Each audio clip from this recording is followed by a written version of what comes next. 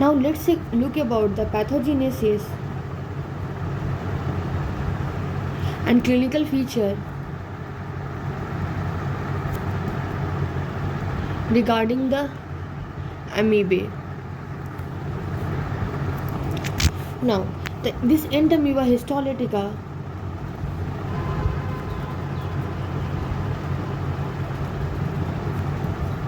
that causes the intestinal and extraintestinal amebiasis, and the incubation period of Entamoeba histolytica varies from 4 days to 4 months.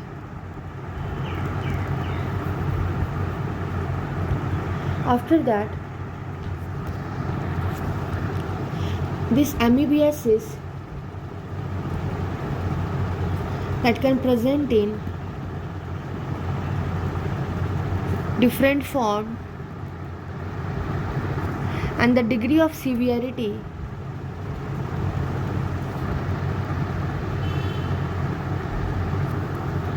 that this depend upon the organ affected and the extent of damage caused.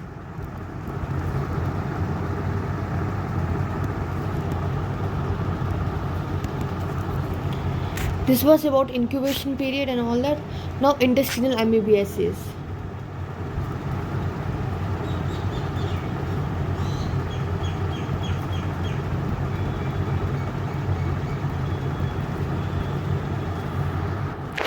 In the intestinal amebiasis, we will see that the lumen dwelling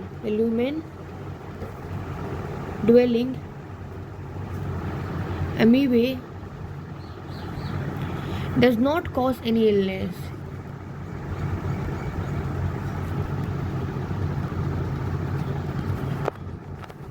They cause disease only when they invade the intestinal tissue, and this happen in 10% of cases of infection and 90% that remain being asymptomatic.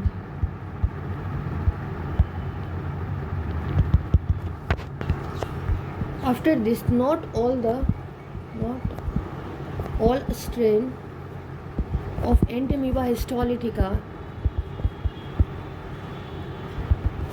are pathogenic or invasive. We differentiate between the pathogenic and non-pathogenic strain by using the genetic markers, monoclonal antibodies, enzyme analysis. So, difference between phagocytic and non-phagocytic, pathogenic and non-pathogenic, pathogenic and non-pathogenic, that a strain that can be differentiated by the use of genetic marker, monoclonal antibody, enzyme analysis.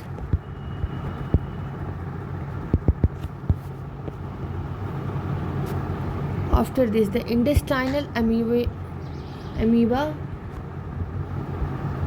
adherence.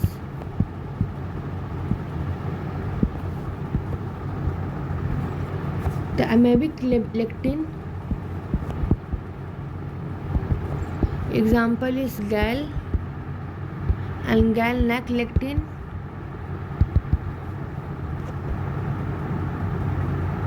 that mediate adherence to glycogen receptor of colonic mucosa.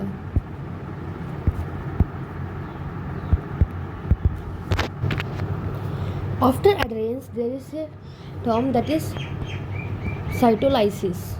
Okay, the metacystic trophozoites, they penetrate the columnar epithelial cell in the crypts of Leeuwenhoek.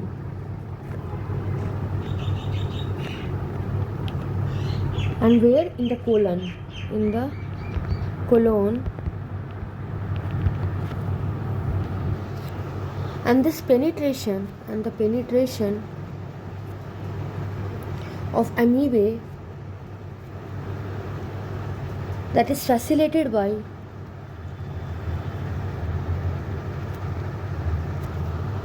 the motility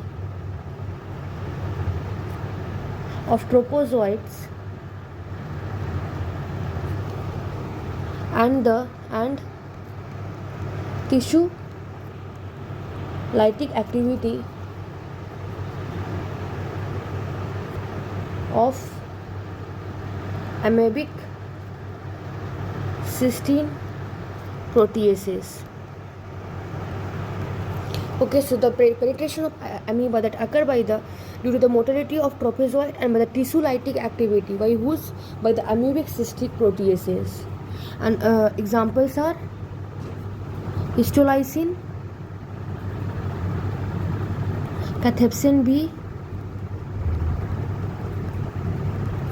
metallocolagenase. And now what different things do? The cystine proteases that degrade the extracellular matrix component of host cell and the IgA, and it also inactivates the component C. Means the penetration of, how does this penetration occur? That is by the motility of trophozoites and by the tissue lytic activity रहेगा तभी तो उसको intestine को मतलब कि तोड़ सकेगा. And that occur by the amoebic cystic proteases like histolysine, cathepsin B and metallocolagenase. After that, the cystine proteases, the cystine proteases that degrade the extracellular matrix, that is ECM, component of host cell and also the immunoglobulin A, and also inactivate the complement C3. So we have seen the adherence, we have seen the cytolysis. Now we are going to see the amoeba pores.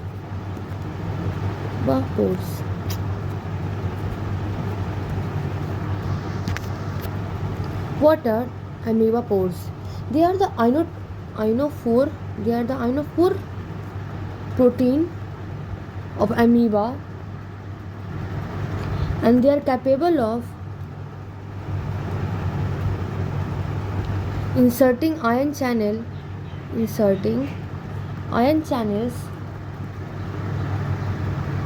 into liposomes, and they cause lysis of target cell membrane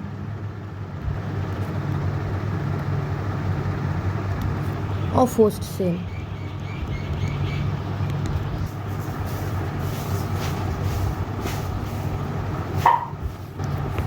Now tissue necrosis.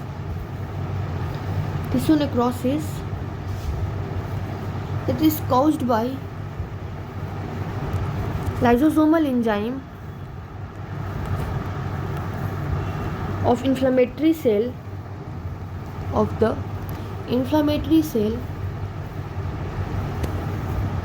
surrounding the trophozoites and pro-inflammatory cytokines like interleukin 8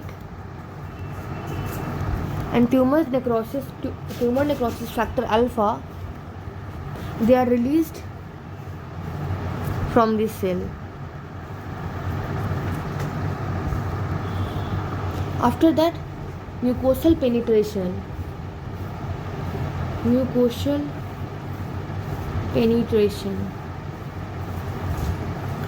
that is caused by the amoebae. Means mucosal penetration when caused by the amoebae, they produce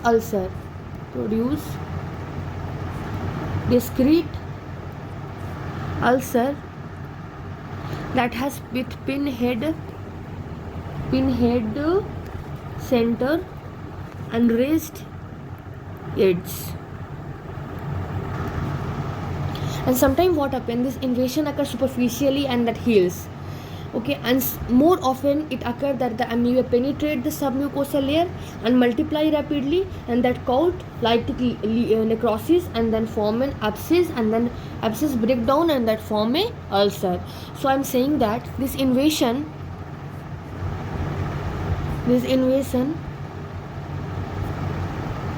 sometimes remains superficial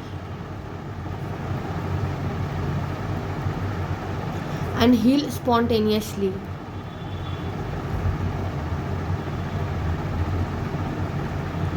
And more often what happen, amoebae penetrate the submucosal layer and they multiply rapidly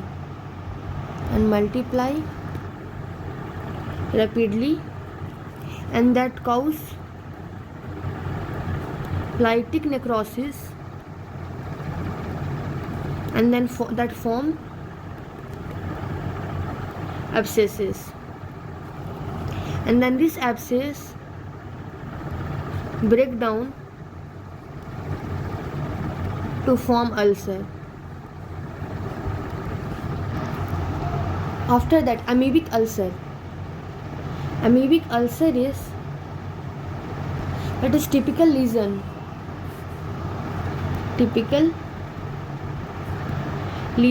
that is seen in intestinal amebiasis, and the ulcer are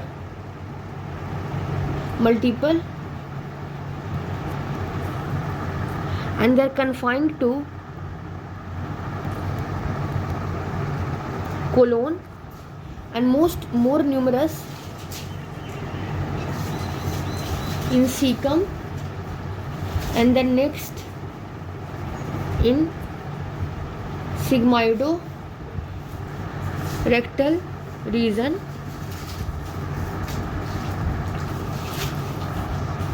After that, this is ulcer, then this portion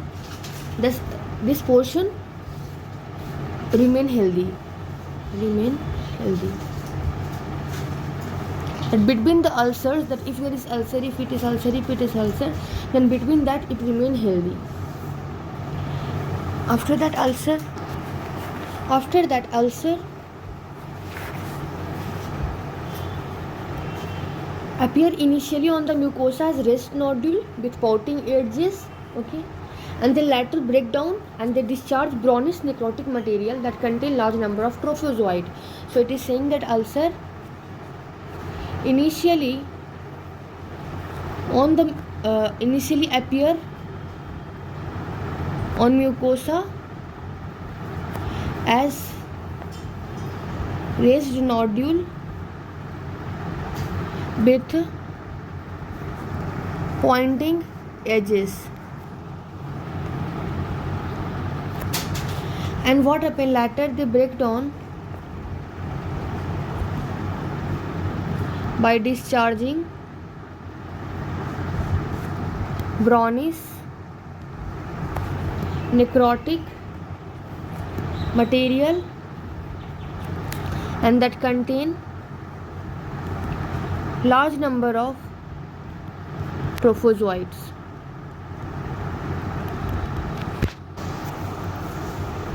After now, the typical amoeboid, typical amoebic ulcer, that is the flask shape, means mouth, neck, that is narrow, and base, that is large and rounded.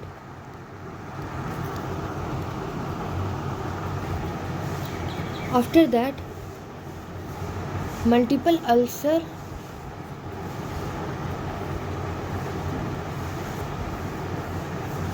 that coalesces to form large necrotic lesions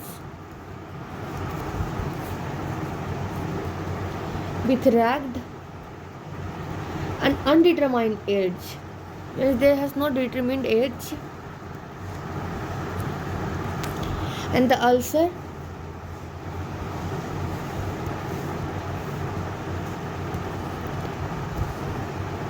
generally do not extend deeper than submucosal layer. But what happened, the amoebae spread laterally in submucosa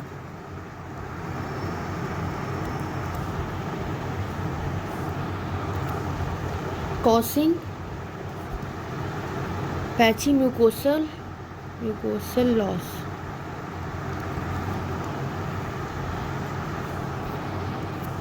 After that, the ulcer may involve muscular and serous coat of colon, causing perforation and peritonitis, and the blood vessel erosion may cause hemorrhage.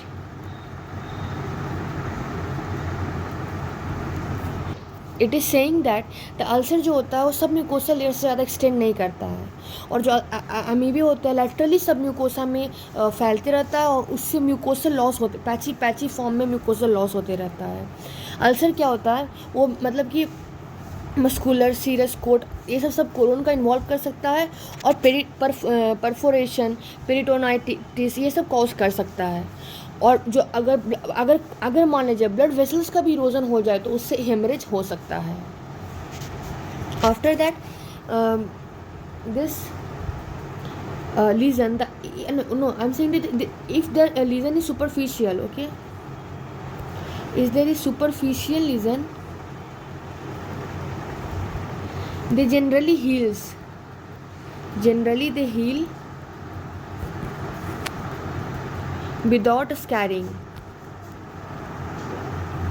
लेकिन जो deep ulcer होता है form करता है scares को, and जो कि बना सकता है structures. Spelling will be STRICTUR structures, and this is the partial obstruction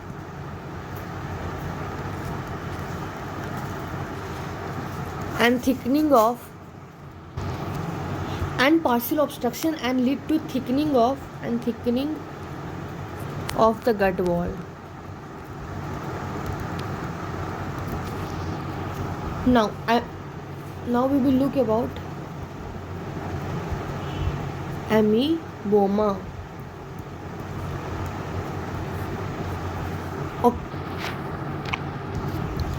Ameboma. This is the granulomatous pseudotumoral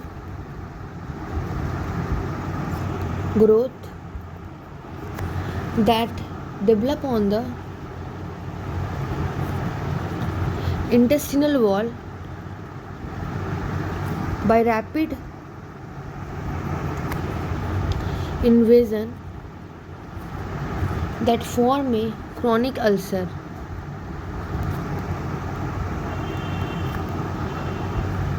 And this amoebic granuloma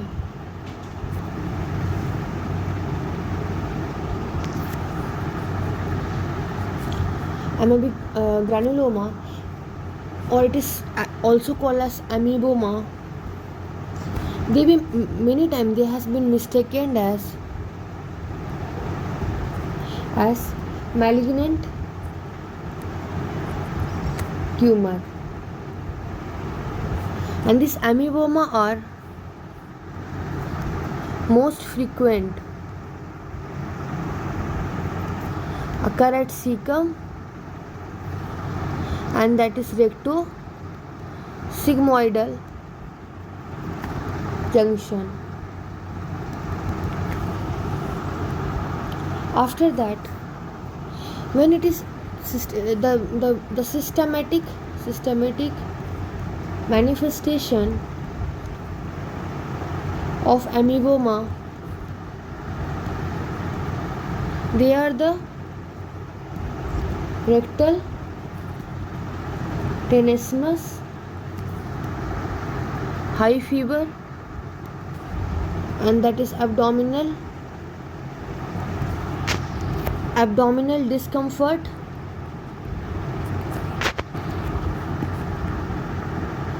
anorexia, and the nausea. After that, the clinical feature of, now we will look about the clinical feature of intestinal amebiasis.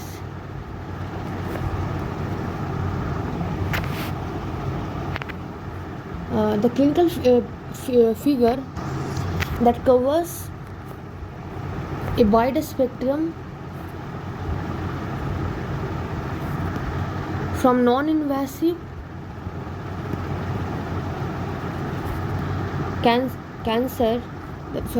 non-invasive carrier state to fulminant colitis. Okay, now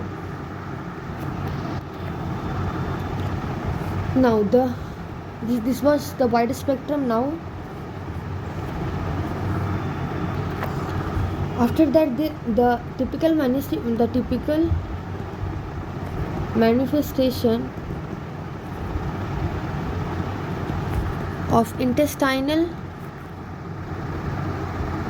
amebiasis, that is the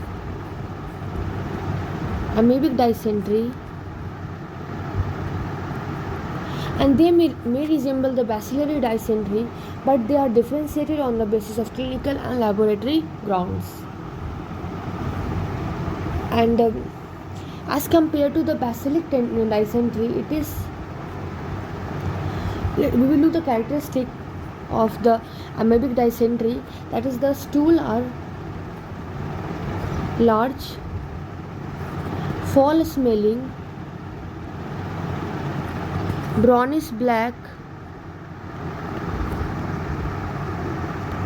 and that often with blood striated mucus intermingled with feces. and the RBC in a stool are clumped reddish brown in color.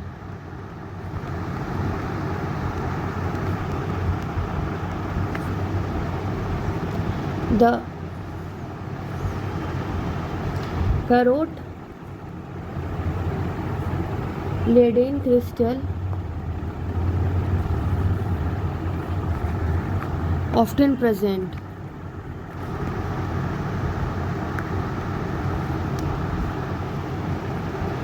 And the Entamoeba histolytica trophozoites can be seen containing ingested erythrocytes. In fulminant colitis, there is confluent ulceration and necrosis of colon.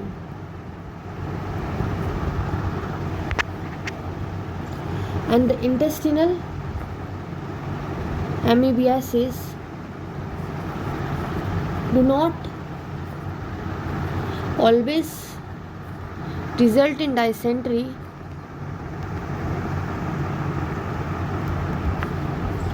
Quite often what happens, there may be only diarrhea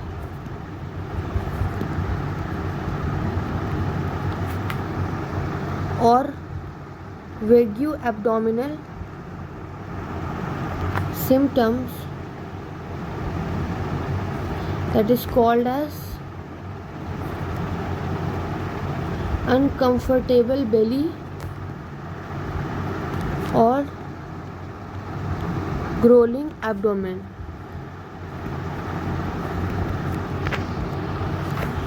Now we will this is all about the intestinal amebiasis. In next lecture we will see extra intestinal amebiasis. I will just give an overview that what is the clinical feature of intestinal amebiasis.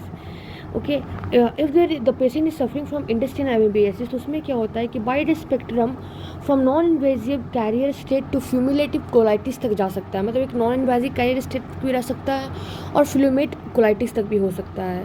और जो typical manifestation है intestinal amebiasis का, उसको बोलते हैं हम लोग amebic dysentery. इसमें क्या होता है, जो स्टूल होता है वो बहुत ज़्यादा होता है, फॉल स्मेलिंग होता है, ब्राउनिश ब्लैक होता है, ठीक है.